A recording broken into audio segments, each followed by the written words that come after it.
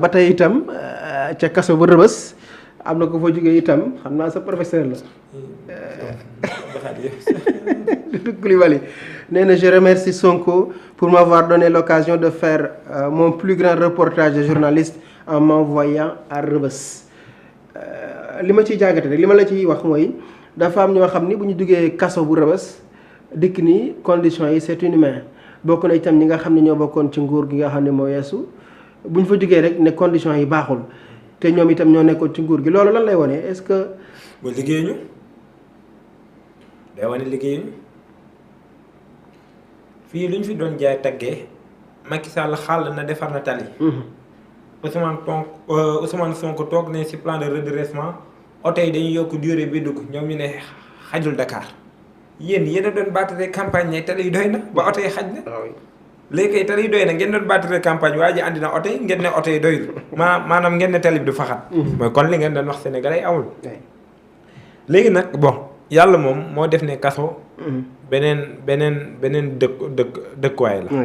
même loolu la waaye wax ne dëgg-dëgg jàmbaar la boo fa duggee nga xam ne ni lii du ay yëfi caaxaan.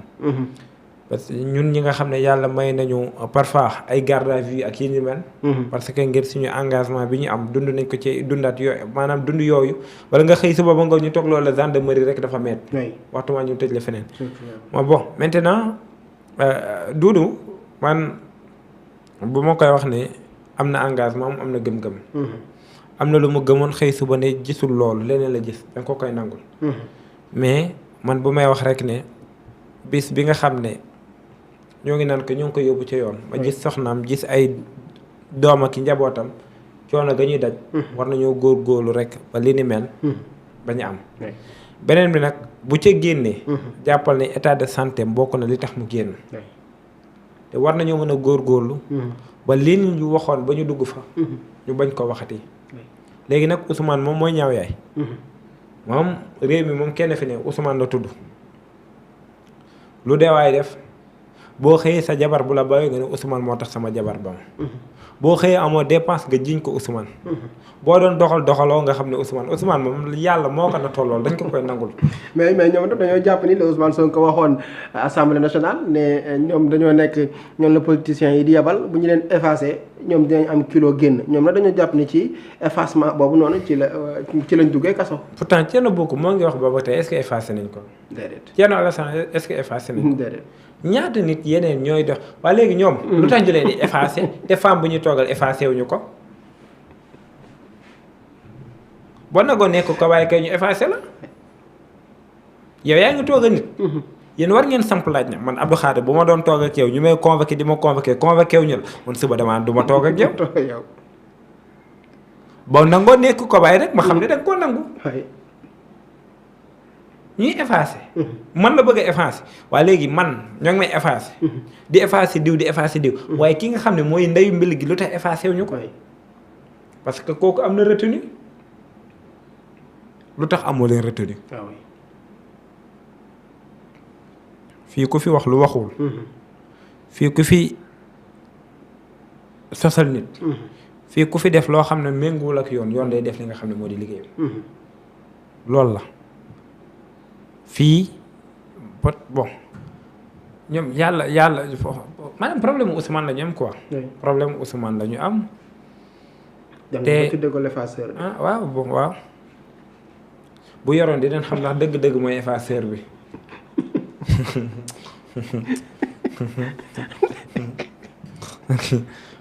Diomaye koor na abul juróomi fan. xoolal benn la nar a effacé te effacé dootul amati kenn ku ne di nga tal leneen bi ji nga parfois méngu da nga naan ndax mérité nañu teraanga. tu peux être mënoo nekk ab responsable. et tu dis que ne yow da ngaa am ay ndaw yooyu jàngal. et que ñu gis la nga am benn combat. boo doon porter ay jamono. et que combat boobu ku mel ni man ak keneen dañ cay jàngee ba wekk la jox la li nga xam ne moo di cër. nga doon koo xam ne ñun étant jeune RMD dañu toog di la déglu feneen ak feneen jékki-jékki gis la kàddu gis ñuy poser question lan moo changé. mais nga dem yow mii nga xam ne yaay kilifa gi jox nañ la cër respecté nañ la. mais lañ la gis ngay def nangu woo woon. kuy présenter émission di ko def wala boo doon jàngale. maanaam moom buy def émission kii di présenter émission bi li muy def. moom ba muy jàngale nangulul élève am def li ni mel. léegi pourquoi tey moom mën a nangu li ni mel. dafa am ndaw yu jaar ci yow. et jamono dama doon wax naan xam nga kan mooy sama professeur. kii njëkk a génnee li nga xam ne moo di amu Macky Sall. nan la ko génnee. que bu lay jàngal nga toog jarul sa nga yor bic. l'histoire ni mu koy waxee. am na jamono bu lay jàngal c'est fini car le jeu du football c'est-à-dire même les tests yi mu la doon jàngal day des sa bopp ba tey. mais pourquoi encore une fois nga bëgg xëy un bon jour ñu def la loo xam ne mérité woo ko. bëri na si temps ay élèves ay étudiants yoo xam ne dañuy toog di waxtaan. naan lan moo xew. léegi nag nit yi li ñu mën mooy ñaanal la njëkk jàpp ne benn yoon. waaye nag lu waay defaat na nga ko assumer yoon def li nga xam ne moo di liggéeyam.